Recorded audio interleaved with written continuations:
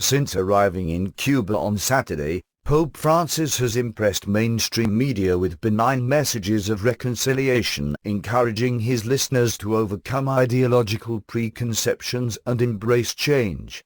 During his first speech after arriving on Saturday evening, he shocked the world by expressing particular respect and consideration for former Cuban dictator and avowed communist, Fidel Castro. On Sunday, he met with Castro for what the Vatican Press Office described as a familiar and informal conversation in which the two spoke about protecting the environment and the great problems of the contemporary world. While some interpret France's subtlety as an attempt to convert Castro, to promote the Catholic Church in Cuba, or to accelerate diplomatic appeasement with the United States, his lack of force and clarity leads others to ask, is Francis too soft on communism? As one blogger put it.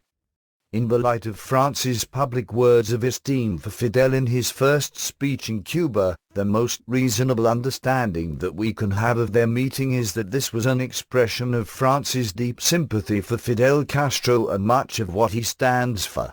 There is absolutely nothing in Francis' speeches or homilies so far in Cuba to indicate that he wishes for the Church to more vigorously confront the iniquities of the current regime. Generic appeals for service and caring for others, or his declarations about service that is not self-serving, or service is never ideological, can and will always be read in different and contradictory ways, not all of which will be uncomfortable to the Castros and their regime. It's a reasonable critique of the Pope's behavior, and certainly reasonable to expect more, considering the Catholic Church's clear historical opposition to communism. In 1949, the Holy See excommunicated all Catholics involved in communist organizations, and though Catholics debate whether John Paul II's 1983 Code of Canon Law revoked the excommunication, the Pope judged communism to be a dangerous and radical solution. In 1937, Pius XI called it a satanic scourge that subverts the social order and denies the rights, dignity and liberty of mankind. 19th-century popes were just as strident in warning of the dangers of the then budding movement. In 1878, Pope Leo XIII warned of the deadly plague of poisonous doctrine that strives for the overthrow of all civil society whatsoever. And in 1846, Pius IX denounced the unspeakable doctrine of communism, as it is called, a doctrine most opposed to the very natural law. For if this doctrine were accepted, the complete destruction of everyone's laws, government, property and even of human society itself would follow. So what is the key to understanding Pope Francis' current course? The answer may lie in his Argentinian roots.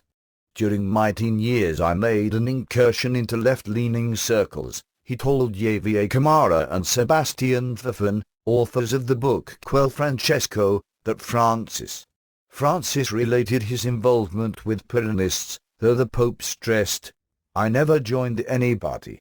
He said that the similarities he detected between aspects of the Peronist doctrine and the Church's social doctrine helped lay his spiritual foundations.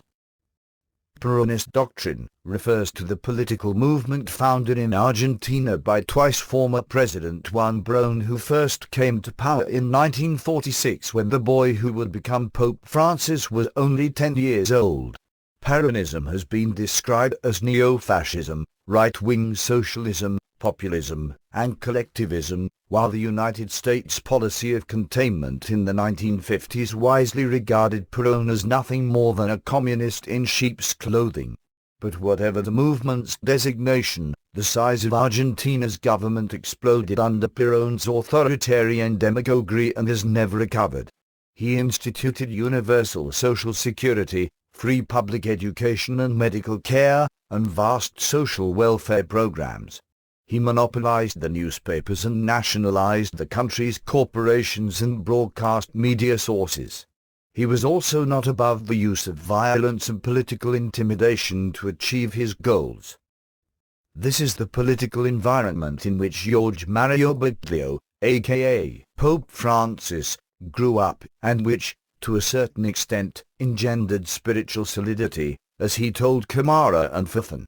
So Peronism may explain how Francis can deny accusations of Marxism while maintaining the appearance of it, such as denouncing capitalism, refusing to condemn communism, supporting radical UN so-called sustainable development goals, calling for world government, and engendering numerous leftist admirers.